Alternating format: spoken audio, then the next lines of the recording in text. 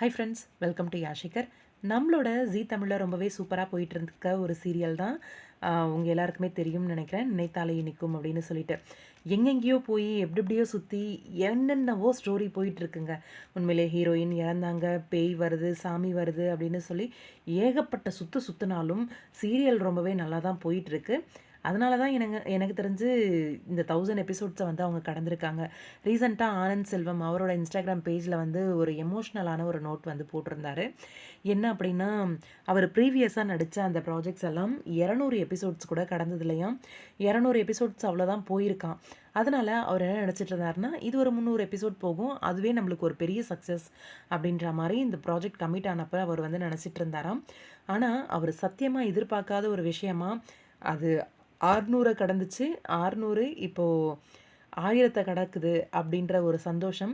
கண்டிப்பாக இது வந்து உங்களால் மட்டும்தான் நடந்துச்சு. இந்த அன்புக்கும் ஆதரவுக்கும் உங்களோட ஃபேன் பேஜ் எடிட்ஸ்க்கும் நாங்கள் என்ன செய்ய போகிறோம்னு தெரியல. ஆனால் ரொம்பவே சந்தோஷமாக இருக்குது. உங்களோட அன்பிற்கு நன்றி, ஆதரவுக்கு நன்றி அப்படின்ற மாதிரி ரீசெண்டாக ஒரு நோட் வந்து போட்டிருந்தாரு.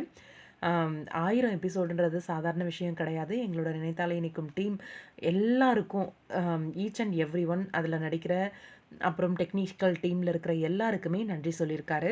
உண்மையாகவே சாதாரண விஷயம் இல்லை. 1000 எபிசோட்ஸ் அப்படிங்கிறது ஒரு பெரிய மைல் ஸ்டோன் அப்படின்னு தான் சொல்லணும். கண்டிப்பாக இந்த 1000 எபிசோட்ஸை கடந்த நம்மளோட நினைத்தாலே இனிக்கும் டீமுக்கு எங்களோட மனமார்ந்த வாழ்த்துக்கள். இன்னும் நிறைய சக்ஸஸை நீங்கள் பார்க்கணும் அப்படின்னு சொல்லி நான் வாழ்த்து சொல்லிக்கிறேன்.